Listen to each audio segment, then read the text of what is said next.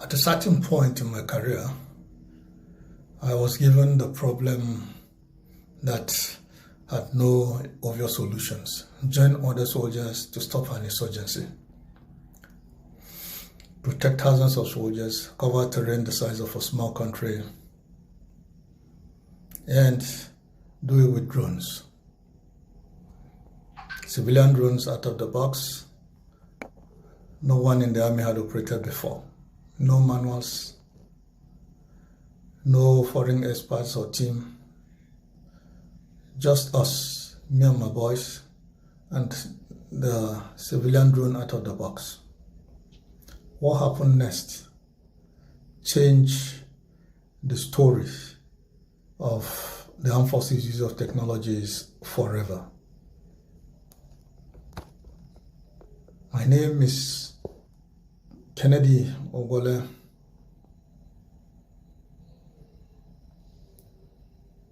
I retired as a colonel, rocket development team lead, and in the next 15 minutes or thereabout, I'm going to tell you the story no one in the army has ever told publicly.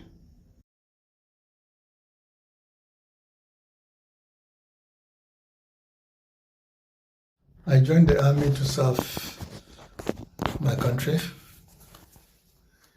in my own way, and my love for technology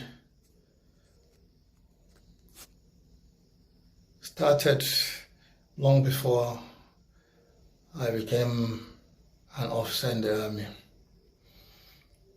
I fiddled with electronics a lot. And in the Defense Academy, I read physics. My final thesis was the design and implementation of an amplitude modulated transceiver.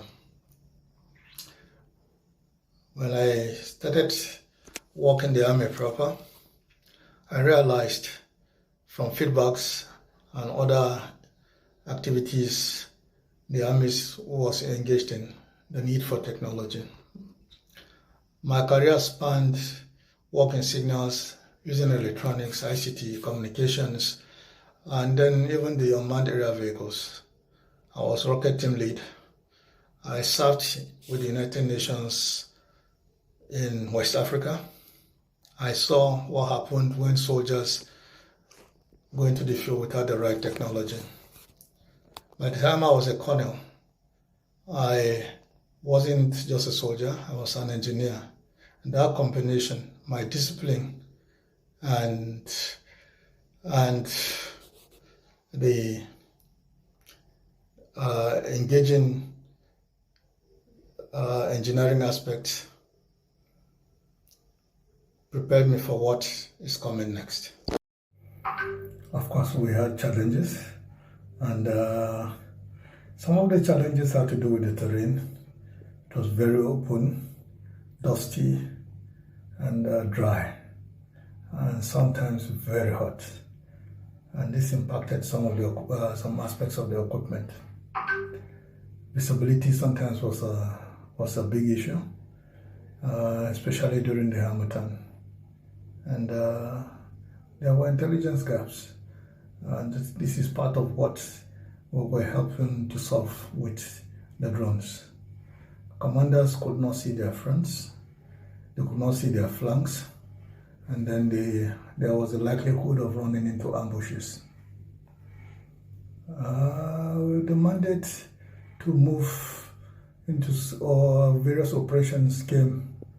For instance, we were in an operational brief, and the General Officer Commanding requested for Kenny and his toys, and we went out to support his division, and that changed everything.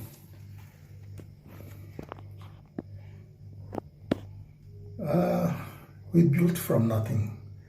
Civilian drones, we had to adapt them into demanding conditions.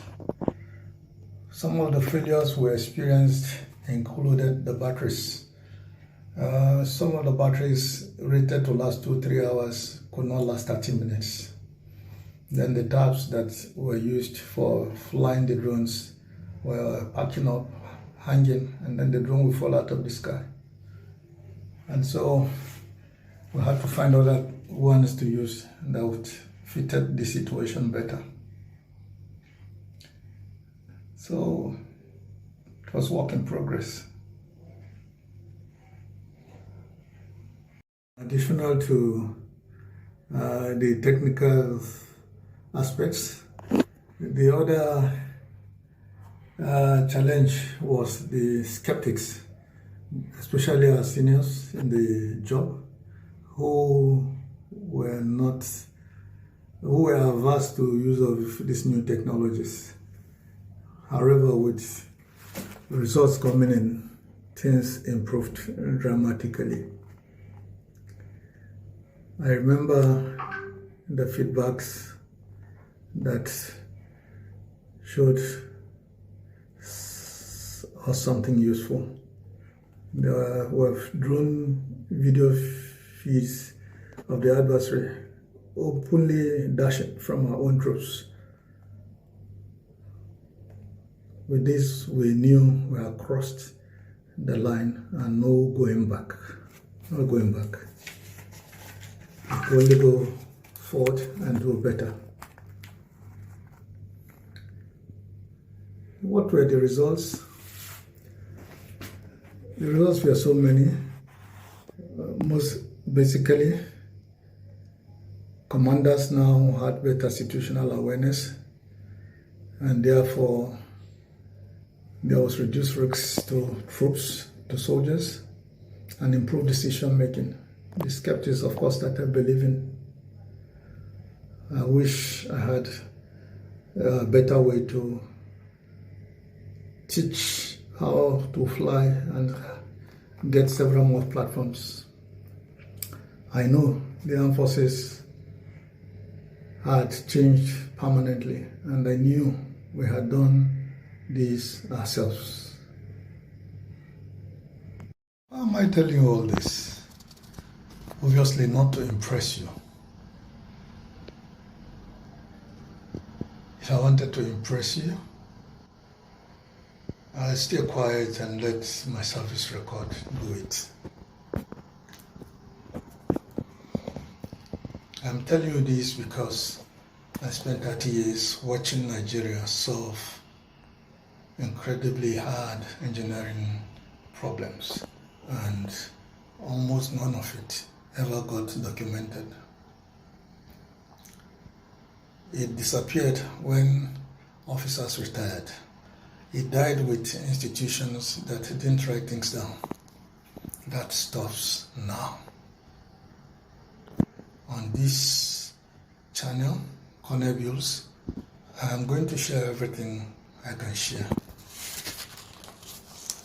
The engineering thinking, the leadership lessons, the process of building things that work under pressure with limited resources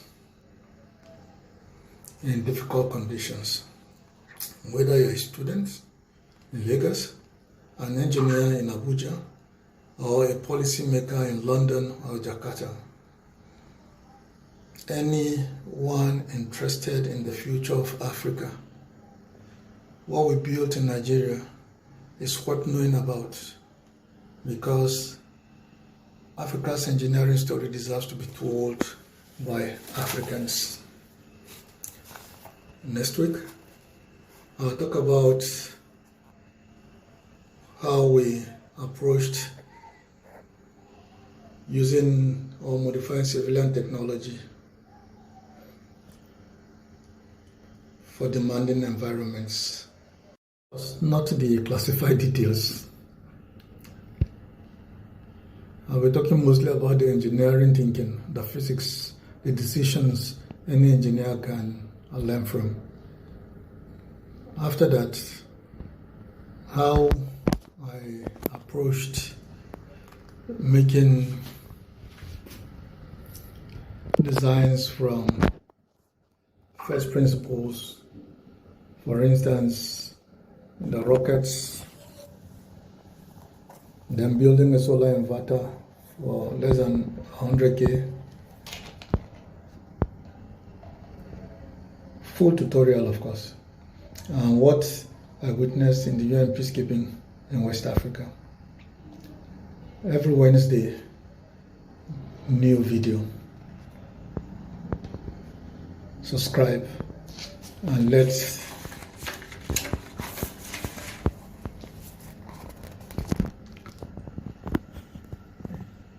the notification bell, hit the notification bell.